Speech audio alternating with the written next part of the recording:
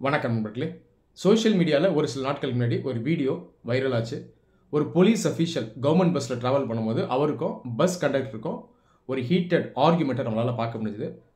அந்த police official நான் டியூட்டியில் இருக்கும்போது டிக்கெட் எடுக்க தேவையில்லை அப்படின்னு சொல்கிற மாதிரியும், அந்த பஸ் கண்டக்டர் இல்லை போலீஸ் அஃபீஷியலாக இருந்தாலும் நீங்கள் டிக்கெட் எடுத்தால் தான் ட்ராவல் பண்ண முடியும் அப்படின்னு சொல்கிற மாதிரியும் அந்த ஆர்குமெண்ட்டை நம்மளால் பார்க்க முடியுது.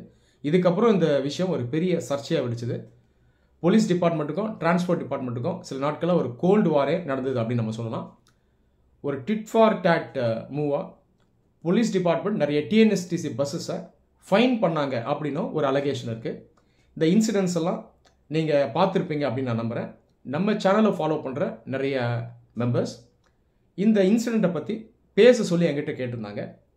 அவங்க சொன்ன விஷயம் என்னென்னா, இந்த இன்சிடெண்ட் நடந்ததுக்கான காரணம் என்ன, போலீஸ் அஃபீஷியல்ஸ் கவர்மெண்ட் பஸ்ஸஸில் ஃப்ரீயாக ட்ராவல் பண்ணலாமா, சட்டம் என்ன சொல்லுது, இதை கேட்டிருந்தாங்க. இந்த மாதிரி பிரச்சனைகள் வராமல் இருக்க ஃப்யூச்சரில் என்ன பண்ணலாம், இதையும் கேட்டிருந்தாங்க. சரி, இதற்கான ஆன்சரை நான் இப்போ உங்களுக்கு தரேன். முதல்ல சட்டம் என்ன சொல்லுது அப்படிங்கிறத நான் சொல்லிடுறேன். இப்போ இருக்கக்கூடிய சட்டம் என்னன்னு பார்த்தீங்கன்னா, அதாவது அமலில் இருக்கக்கூடிய சட்டம், ப்ராக்டிக்கலாக ஒர்க் ஆகிட்டு இருக்கக்கூடிய சட்டம் என்னென்னா, போலீஸ் அஃபீஷியல்ஸ் டியூட்டியில் இருக்காங்க அப்படின்னா அவங்க கவர்மெண்ட் பஸ்ஸஸில் ட்ராவல் பண்ணலாம். ஆனால் அது எப்படி ட்ராவல் பண்ணணும்னா பெர்மிஷன் வாங்கணும். இதை வாரண்ட்னு சொல்லுவாங்க. ஸோ இந்த பெர்மிஷனை வாங்கினா அவங்க கவர்மெண்ட் பஸ்ஸஸில் ஃப்ரீயாக ட்ராவல் பண்ணலாம். ஆனால் இதில் என்ன பிரச்சனைனா, இதை இம்ப்ளிமெண்ட் பண்ணுறதுக்கு ஒரு ப்ராப்பர் ப்ரொசீஜர் கிடையாது. ஏன்னா அந்த வாரண்ட்டை வாங்குறது ஒரு டிடிஎஸ் ப்ராசஸ். அஃபிஷியலாக அதை அப்ளை பண்ணி வாங்கணும், டைம் எடுக்கும். அப்போ ப்ராக்டிக்கலாக இது எப்படி நடைமுறைப்படுத்தப்படுதுன்னா, இன்ஃபார்மலாக நடைமுறைப்படுத்தப்படுது. பெரும்பாலும் இன்ஃபார்மலாக நடைமுறைப்படுத்தப்படுது. போலீஸ் அஃபீஷியல்ஸ்க்கும் இந்த டிரான்ஸ்போர்ட் டிபார்ட்மெண்ட்டில் இருக்கக்கூடிய அஃபீஷியல்ஸ் ப்ளஸ் கண்டக்டர்ஸ் இவங்களுக்குள்ள ஒரு அண்டர்ஸ்டாண்டிங். அவங்களாம் பார்ப்பாங்க, அந்த டிஸ்ட்ரிக்டில் வேலை செய்கிற அஃபீஷியல்ஸாக இருப்பாங்க. அப்படி இருக்கும்போது அவங்க டியூட்டியில் தான் இருக்காங்க அப்படின்றத அவங்க உணர்ந்து பஸ் கண்டக்டர்ஸ் என்ன பண்ணுவாங்கன்னா, அவங்ககிட்ட இருந்து டிக்கெட் வாங்க மாட்டாங்க. ஸோ இந்த ப்ராசஸ் இப்படி தான் போகுது. ஆனால் ஒரு 3 வருஷம் முன்னாடி தமிழ்நாடு கவர்மெண்ட் ஒரு அஃபிஷியல் அனௌன்ஸ்மெண்ட் பண்ணியிருந்தாங்க. சிஎம்ஏ அனௌன்ஸ் பண்ணியிருந்தார். அனௌன்ஸ்மெண்ட் என்னன்னு பார்த்தீங்கன்னா, கான்ஸ்டபிள்லேருந்து இன்ஸ்பெக்டர் வரைக்கும் போலீஸ் அஃபீஷியல்ஸ் டியூட்டியில் இருக்கும்போது அவங்க டிஸ்ட்ரிக்ட்குள்ளே ஃப்ரீயாக கவர்மெண்ட் பஸ்ஸஸில் ட்ராவல் பண்ணலாம் அப்படின்ற ஒரு அறிவிப்பை நம்மளால் பார்க்க முடியுது. இதை எப்படி அமல்படுத்துறது அப்படின்னு சொல்லப்பட்டதுன்னா, ஒரு ஸ்பெஷல் ஐடி கார்டு ப்ரொவைட் பண்ணிடுவாங்க. அதை யூஸ் பண்ணி போலீஸ் அஃபீஷியல்ஸ் கவர்மெண்ட் பஸ்ஸஸில் ஃப்ரீயாக ட்ராவல் பண்ணலாம். ஸோ இதுதான் இந்த லேட்டஸ்ட் அனௌன்ஸ்மெண்ட். இப்போ போலீஸ் டிபார்ட்மெண்ட் என்ன சொல்கிறாங்களோ அந்த லேட்டஸ்ட் அனௌன்ஸ்மெண்ட்டை அமல்படுத்தியிருக்கணும். அப்படி பார்த்தா அந்த போலீஸ் அஃபீஷியல்கிட்ட இருந்து டிக்கெட்டை டிமாண்ட் பண்ணியிருக்கக்கூடாது அப்படின்னு அவங்க சொல்கிறாங்க. இன்னொரு பக்கம் நீங்கள் டிரான்ஸ்போர்ட் டிபார்ட்மெண்ட்டில் பார்த்தீங்கன்னா அவங்க சொல்கிறதுனா இன்னும் கிளாரிட்டி இல்லை, இந்த சிஸ்டம் எப்படி ஒர்க் ஆகும் அப்படின்றத இன்னும் அவங்க தெளிவுபடுத்தலை. ஐடி கார்டா இல்லை வேறு ஏதாவது சிஸ்டமா, நாங்கள் இதை எப்படி வெரிஃபை பண்ணுறது அப்படின்னு இவங்க சொல்கிறாங்க. அப்போ சிம்பிளாக சொல்லணும்னா, அரசு தற்போதைக்கு அந்த டிஸ்ட்ரிக்ட்குள்ளே டியூட்டியில் இருக்கக்கூடிய போலீஸ் அஃபீஷியல்ஸ் கவர்மெண்ட் பஸ்ஸஸில் ட்ராவல் பண்ணலாம் அப்படின்னு அனௌன்ஸ் பண்ணியிருக்காங்க. ஆனால் இந்த இம்ப்ளிமெண்டேஷன் ப்ரொசீஜர் பார்த்திங்கன்னா இன்னும் ப்ராக்டிக்கலாக வடிவமைக்கப்படலை. இந்த ஆர்குமெண்ட் நடந்தது இல்லையா, இது ஒரு அன்ஃபார்ச்சுனேட் ஆர்குமெண்ட். இப்போ பார்த்தீங்கன்னா அதை ரிசால்வ் பண்ணிட்டாங்க.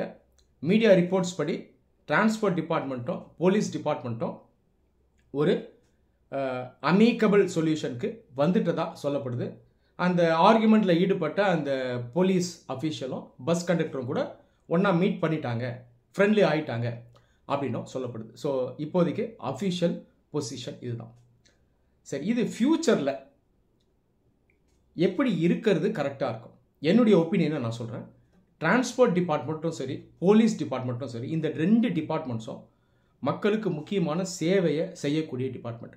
அதே நேரத்தில் இந்த 2 டிபார்ட்மெண்ட்டில் வேலை செய்யக்கூடிய அஃபீஷியல்ஸ் பார்த்திங்கன்னா இவங்க நிறைய சேலஞ்சஸ் இருக்குது. தமிழ்நாட்டில் இருக்கக்கூடிய போலீஸ் அஃபீஷியல், இந்த லோவர் லெவல்ஸில் வேலை செய்கிறவங்க, இவங்களுடைய சேலரி கம்மி, அவங்களுக்கு கிடைக்கக்கூடிய நிறைய பெனிஃபிட்ஸும் பார்த்திங்கன்னா அடிக்வேட்டாக இல்லை.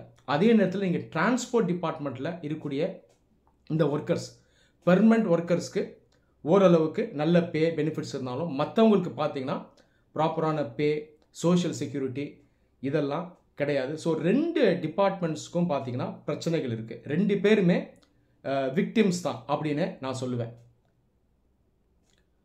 லோவர் ரேங்க்ஸில் இருக்க போலீஸ் அஃபீஷியல்ஸ்க்கு தனியாக வெஹிக்கிள்ஸ் கொடுக்குற அளவுக்கு அரசு கையில் பணம் இல்லை. இந்த பக்கம் டிரான்ஸ்போர்ட் டிபார்ட்மெண்ட் பார்த்தீங்கன்னா அவங்க மற்ற டிபார்ட்மெண்ட் மினிஸ்ட்ரிஸ் இவங்களுடைய சுமையை இவங்க தாங்குறாங்க. உதாரணத்துக்கு இன்றைக்கி பார்த்தீங்கன்னா தமிழ்நாடு கவர்மெண்ட் விமனுக்கு ஃப்ரீ ட்ராவல் ஆஃபர் பண்ணுறாங்க. அது இல்லாமல் பல ஆண்டுகளாக ஸ்கூல் சில்ட்ரனுக்கு ஃப்ரீ ட்ராவல் இருக்குது. ஸோ இந்த சுமை பார்த்தீங்கன்னா இன்டைரக்டாக டிரான்ஸ்போர்ட் டிபார்ட்மெண்ட் மேலே வருது. ஸோ 2 பக்கமாக பிரச்சனைகள் இருக்குது. இப்போ சில நாட்களாக டிஎன்எஸ்டிசி பஸ்ஸஸை வேண்டுமென்று சில போலீஸ் அஃபிஷியல்ஸ் ஃபைன் பண்ணதான் சொல்கிறாங்க. அது உண்மையான எனக்கு தெரியல. அப்படி உண்மையாக இருந்ததுன்னா அந்த நடவடிக்கையும் தப்பான ஒரு நடவடிக்கை தான். ஏன்னா இது ஒரு ஐசோலேட்டட் இன்சிடெண்ட். இதை காரணம் வச்சு அரசு இயந்திரத்துக்குள்ள மக்களுக்கு முக்கியமான சேவை செய்யக்கூடிய 2 டிபார்ட்மெண்ட்ஸ் இவங்க மோதிக்கிட்டாங்கன்னா அது கண்டிப்பாக மக்களுக்கு நல்லதில்லை, அரசுக்கு நல்லதில்லை. இந்த மாதிரி இன்சிடென்ட்ஸ் வந்து நடக்கக்கூடாது. அப்படி ஒரு பிரச்சனை வந்தாலும் அதுக்கு சட்டப்படி தான் ஒரு தீர்வு நம்ம கொண்டு வரணும். ஃப்யூச்சரில் என்னுடைய சஜஷன் என்னென்னா, இந்த 2021 அனௌன்ஸ் பண்ண அந்த ஸ்கீமை ப்ராப்பராக இம்ப்ளிமெண்ட் பண்ணணும். ப்ராக்டிக்கலாக பெட்டராக இம்ப்ளிமெண்ட் பண்ணுறதுக்கு ஒரு ஸ்மார்ட் கார்டு சிஸ்டமை நம்ம போலீஸ் அஃபீஷியலுக்கு கொடுத்துட்டா பெட்டராக இருக்கும். போலீஸ் ஸ்டேஷன்லேருந்து அவங்க ஸ்டார்ட் பண்ணும்போது அவங்க சிஸ்டம்ஸில் லாகின் பண்ணி அவங்க டீட்டெயில்ஸை ப்ரொவைட் பண்ணி குவிக்காக அவங்க பஸ்ஸஸையும் யூஸ் பண்ணுற மாதிரி இருந்தால் அது பெட்டராக இருக்கும். கண்டிப்பாக இதில் வந்து ரெட் டேப் இருக்கக்கூடாது. நிறைய அஃபிஷியல் ப்ராசஸ் இருக்கிறது கரெக்டாக இருக்காது. அப்படி இருந்ததுன்னா அந்த ஸ்கீமே யூஸ்லெஸ்ஸாக போயிடும். ஸோ இன்றைக்கி பார்த்திங்கன்னா டெக்னாலஜிக்கலி அட்வான்ஸ்டாக இருக்கும்.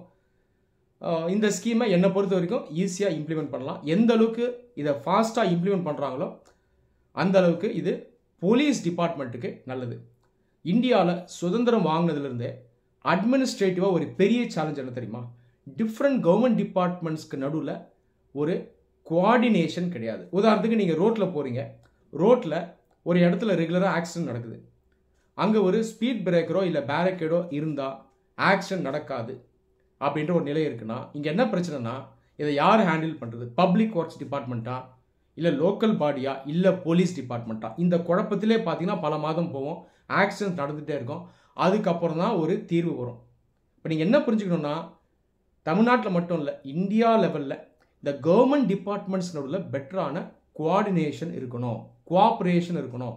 மக்கள் மத்தியிலிருந்து ஒரு கம்ப்ளைண்ட் வந்தாலும் அது ஒரு டிபார்ட்மெண்ட்டுக்கு முதல்ல போச்சுன்னா அந்த டிபார்ட்மெண்ட் கன்சர்ன் டிபார்ட்மெண்ட்டுக்கு ஃபார்வர்டு பண்ணுற மாதிரி இருக்கும். ஸோ இந்த சேலஞ்சஸ்லாம் இந்தியாவில் நிறையா இருக்குது. அட்மினிஸ்ட்ரேட்டிவ் ரீஃபார்ம்ஸ் கமிஷன்ஸ் எல்லாம் இதை பாயிண்ட் அவுட் பண்ணியிருக்கு. அதனால் இந்த டிபார்ட்மெண்ட்ஸ்க்கு நடுவில் இருக்கக்கூடிய கோஆப்ரேஷனும் கோஆர்டினேஷனையும் நம்ம ஃப்யூச்சரில் ஸ்ட்ரென்தன் பண்ணணும். ஸோ இந்த இன்சிடெண்ட்டை நான் எக்ஸ்பிளைன் பண்ணிட்டேன்.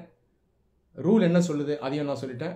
ஃப்யூச்சர் கோர்ஸ் ஆஃப் ஆக்ஷன் என்னவா இருக்கணும் அப்படின்றதையும் நான் சொல்லிட்டேன். இந்த வீடியோ உங்கள் எல்லாருக்கும் ஹெல்ப்ஃபுல்லாக இருந்துட்டு நம்புகிறேன். நன்றி.